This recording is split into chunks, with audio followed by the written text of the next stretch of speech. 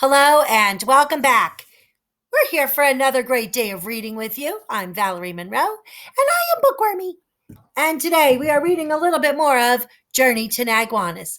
If you remember last time, Brogden had given Finley's we think it's Finley's cap anyway, his teeny tiny little red cap. Remember, it looks like that to the piebald fawn that he met.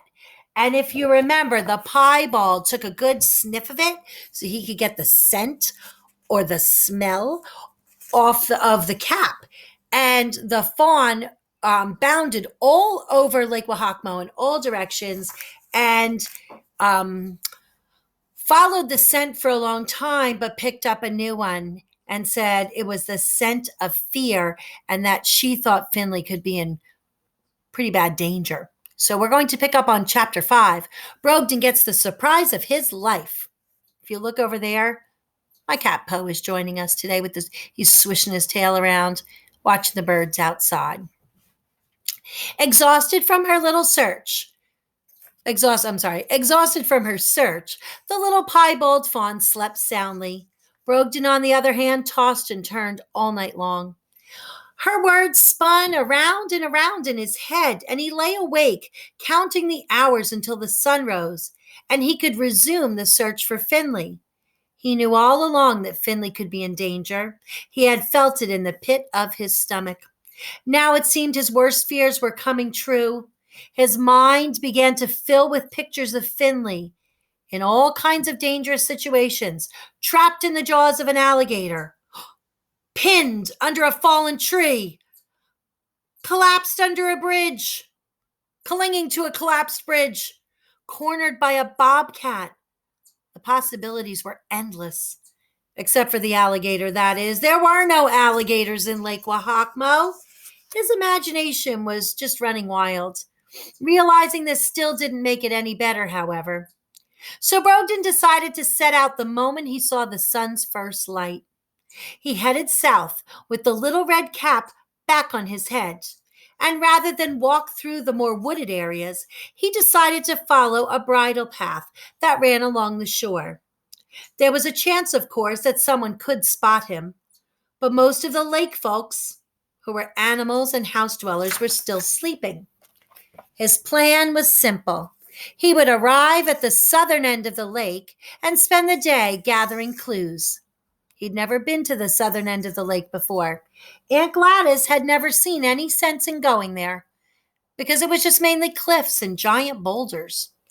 The path was part stone, part gravel, and part asphalt. Stray blades of brown grass poked through in some places and tickled his elbows as he passed by. Twice he had to duck for cover when a winged shadow passed over him. One time it was an owl returning from his nightly hunt, and Brogden certainly did not want to be mistaken as an extra snack. By and by, the sun began its leisurely ascent into the sky, and the first of the morning songbirds trilled sweet songs.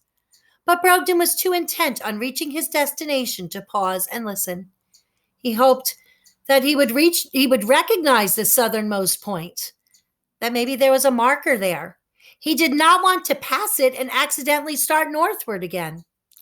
As it turned out, there was no chance of missing the southernmost point of Lake Wahakmo. A large wooden compass rose, hung from a metal post on the left side of the path. Someone had carved the words, "You are here," next to the S on the compass, and the S stands for south. However, the sign was not what stopped Brogden in his tracks. Oh, what did was the largest striped skunk that he had ever seen. It lay across the path, barring the way. "No entry," the skunk hissed. "I don't understand," Brogden replied calmly, not wishing to upset the animal. "I thought this was an open access route." "Well, you thought wrong," the skunk snapped back. "Just turn it around, buddy, and there won't be any trouble." I don't know about you. I wouldn't mess around with a skunk. "I'm not looking for trouble," Brogden reassured him. "I'm just passing through. I won't bother anyone." The skunk rose slowly to his feet and yawned widely. Here's the deal, my man. I am not a morning creature. I have been on duty all night, and I want to head home for a good night's sleep in the den. So do me a favor. Go back where you came from so we don't have an incident, if you know what I mean. Brogden considered the situation carefully.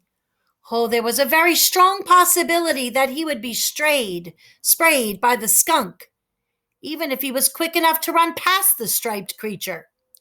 Scratching his head in thought, he felt Finley's red cap again. He had come this far. It would be disappointing to go back without any news of Finley or the Amber Rose. And then he had an idea.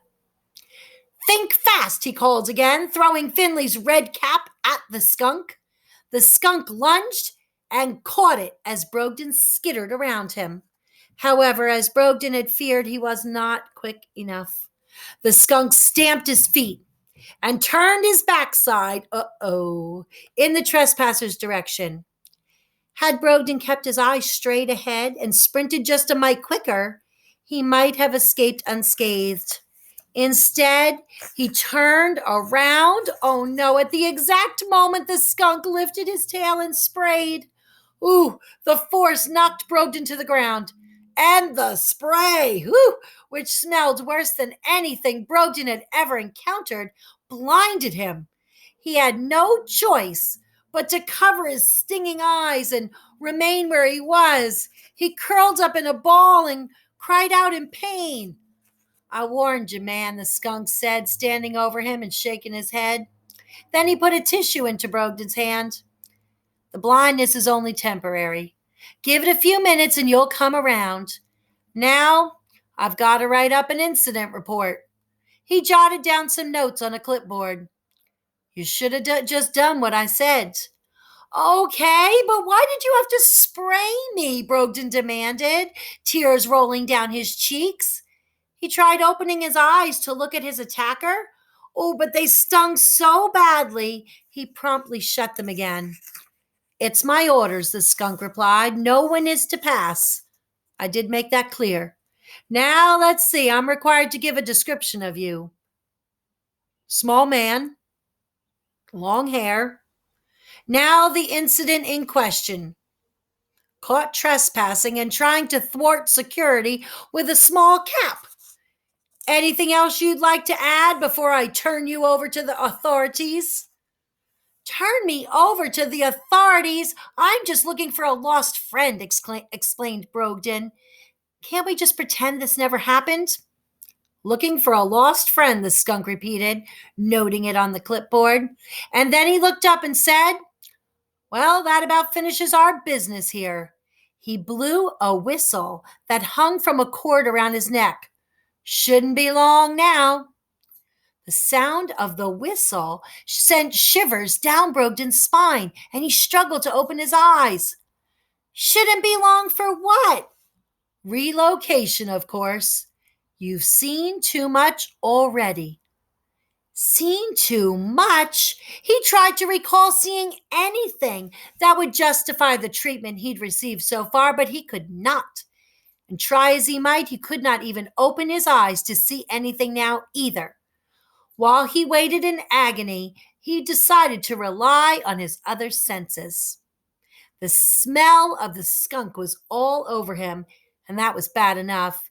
It would be a miracle if the stink ever came off. And then he hollered blindly, You're not taking me anywhere. Yes, that's correct, nodded the skunk. I'm staying right here. Well, actually, I will be heading home shortly, changing of the guard in 10 minutes. However, you are definitely leaving. And what do you know, he said with a brief pause, here they are to take you now. And that's where we'll stop for today. Oh no, who's taking Brogden away? I don't know. That's what we call a cliffhanger. We leave it where we don't know something, and you have to find out next time. All he was doing was trying to find a friend. I know, evidently the skunk thought that nobody should be allowed to pass. That was the rules. He's pretty stinky right now, though. Well, please come back tomorrow and read with us and find out who is taking Brogden because he's going to be relocated. Let's find out where they're relocating him. Let's find out tomorrow. We'll see you tomorrow.